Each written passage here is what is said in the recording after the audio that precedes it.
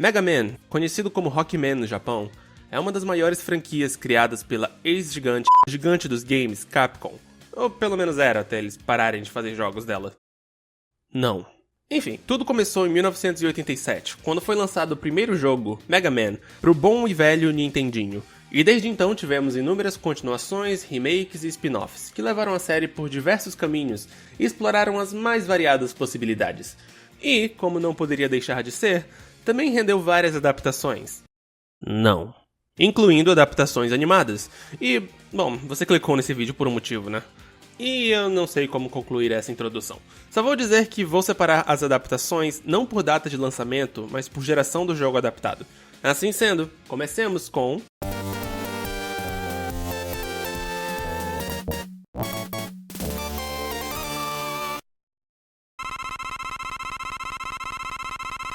Essa é a primeira série da franquia, e a mais reconhecida, e especialmente pelos fãs mais velhos. Eis a história. É o ano de 2000X, e as pesquisas do renomado cientista Dr. Thomas Light fizeram com que robôs se tornassem parte indispensável na sociedade. Mas alguns, como o maligno Dr. Wily, querem usá-los para roubar bancos e dominar o mundo e tal.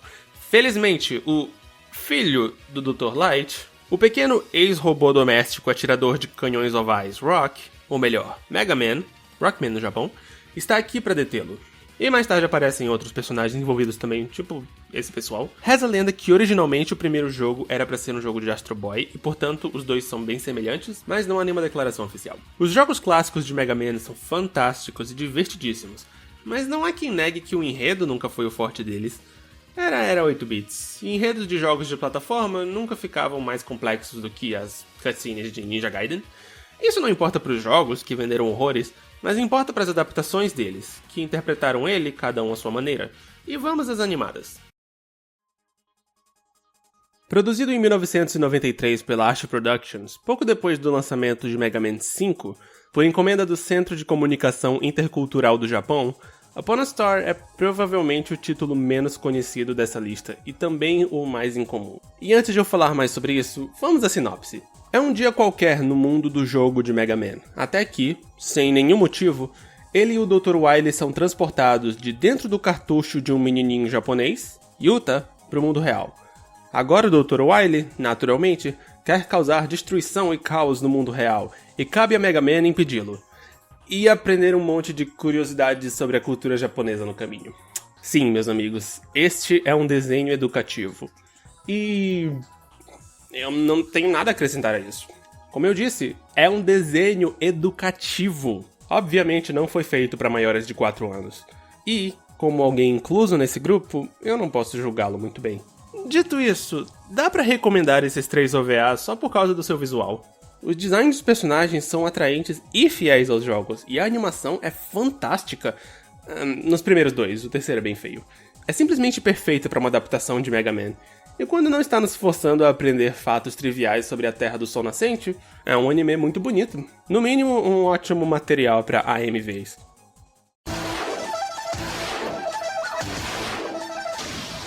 Um ano depois, a Capcom, em parceria com a empresa americana Ruby Spears, fez um novo desenho de Mega Man, mais uma vez com animação produzida pela Ash Productions, esse simplesmente chamado Mega Man.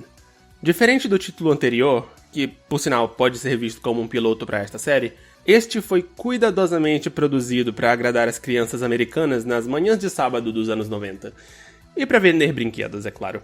O desenho adapta o conceito dos jogos bem fielmente, com certas alterações para funcionar melhor como desenho de ação dos anos 90. Os robôs ganharam novos designs, que eu odeio, com uma aparência mais velha e menos infantil. A Roll virou uma garota forte e independente, porém pouco eficaz dos anos 90. E o irmão do Mega, Proto Man, foi transformado em um vilão completo. Provavelmente para dar a ele um rival, porque isso foi antes do Base ser criado. O próprio Mega Man teve uma mudança de atitude. Um guerreiro relutante e pacifista nos jogos, transformado em um típico pseudo-Homem-Aranha dos anos 90, com todas as piadinhas que vem no pacote. Se você tivesse lido as minhas histórias, jamais teria caído nessa, colega. A animação varia de mediana pra muito boa, e em média é bem atraente para um desenho de ação dos anos 90. Os enredos de cada episódio eram bem fórmula, como era típico da década.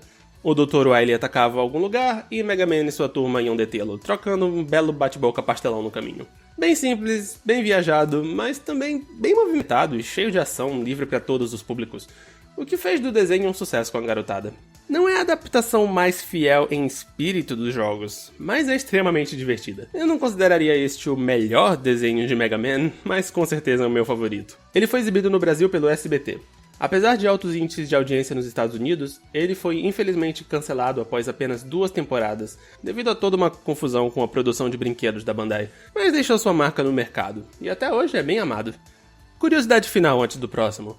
Rush, o robô cachorro do Mega Man, aparece no desenho como um cachorro trapalhão semi-falante. A Ruby Spears foi feita pelo cara que criou o Scooby-Doo. Mas apesar de antes eu achar o contrário, fazer o Rush falante não foi uma ideia deles. Ele também fala no OVA de 93, apesar de não ser desse jeito claramente Scooby-Doo-esco.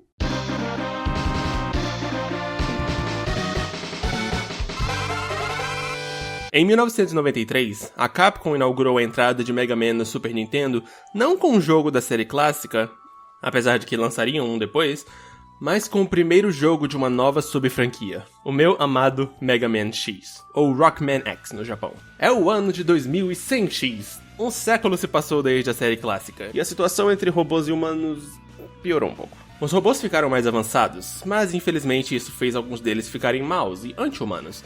Felizmente, Dr. Light deixou adormecido um novo Mega Man X, que, junto a seu misterioso colega de trabalho Zero, dentre outros personagens, luta contra os robôs traidores, os Mavericks, para dar um fim a essa guerra não sangrenta. Assim como o antigo Mega Man, X é um robô pacifista que só luta por necessidade. Mas como esta série é dos anos 90, ela é mais dark, isso quer dizer muito angst.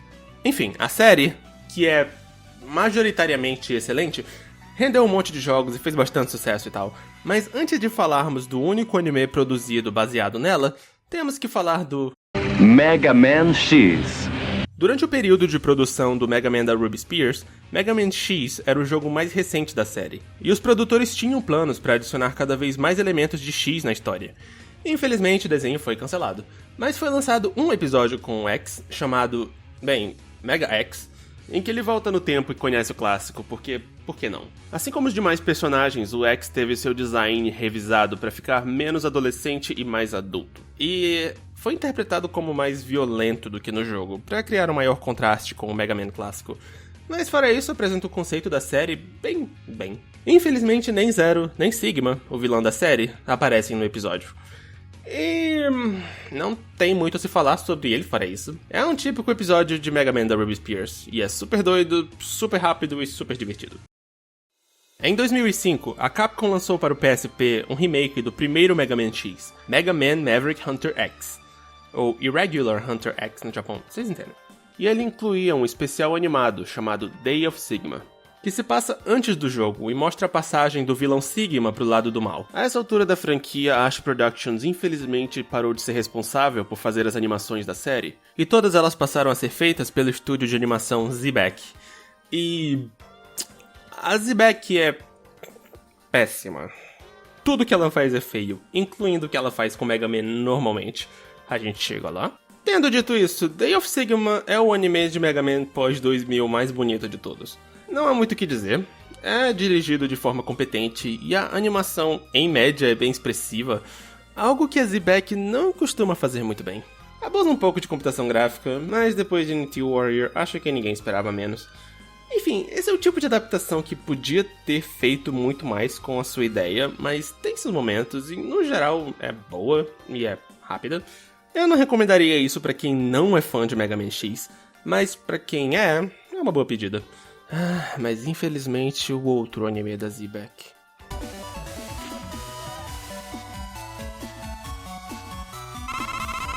Em 1996, aconteceu uma coisinha de que você talvez tenha ouvido falar, chamada Pokémon.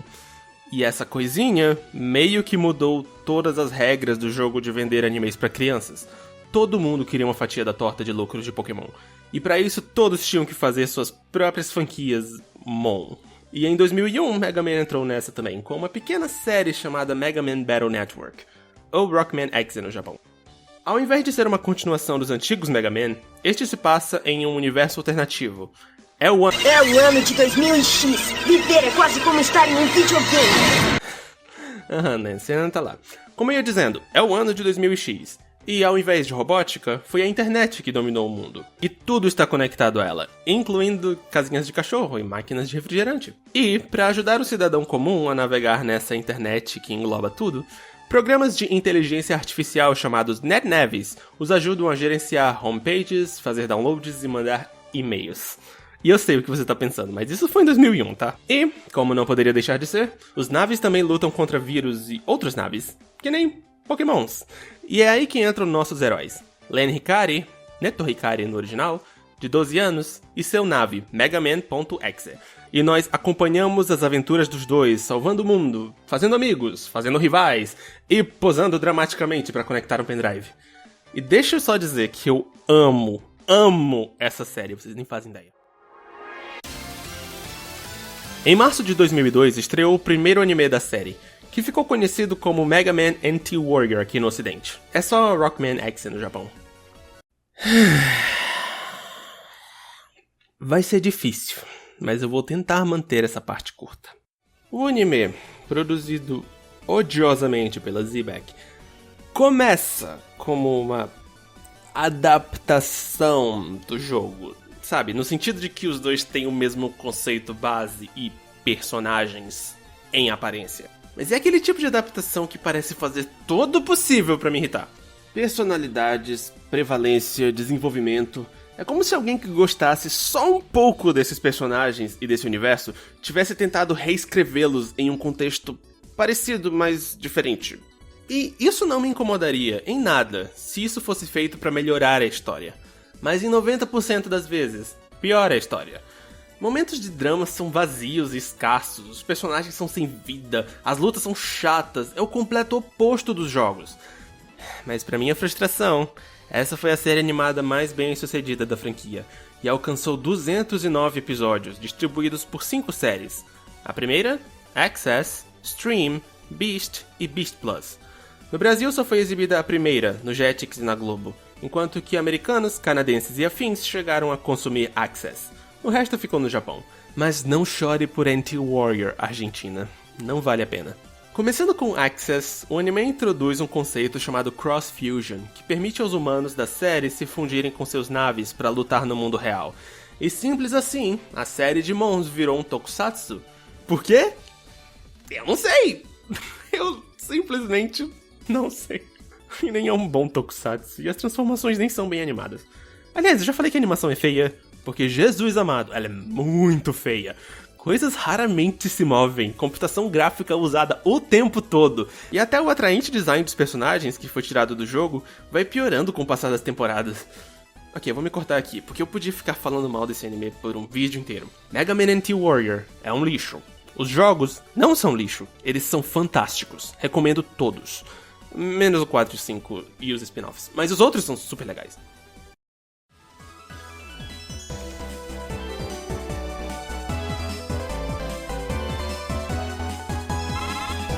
Em 2006, quando o Nintendo DS era a nova sensação do momento, a Capcom lançou Mega Man Star Force, ou Ryusei no Rockman na versão japonesa, que é basicamente Battle Network à nova geração.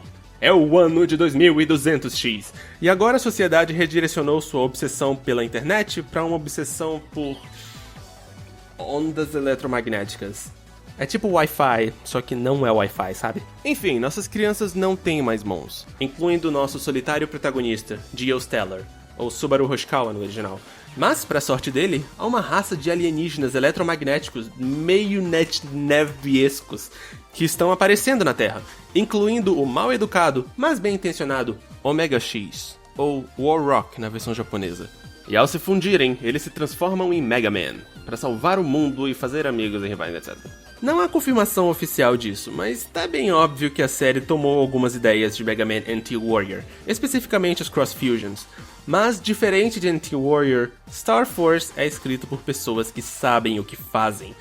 A série não é muito amada pelos fãs de Battle Network, porque é simultaneamente muito igual e muito diferente de Battle Network, mas eu gosto. Digo, a jogabilidade certamente é pior, mas a história é mais dramática, o desenvolvimento de personagens é ótimo, e passa uma mensagem absurda e bonitinha sobre o poder da amizade, como não amar. Além disso, eu gostaria de dizer que este é o melhor RPG de Kamen Rider que existe. Mas enfim, chega de falar do céu, hora de falar do...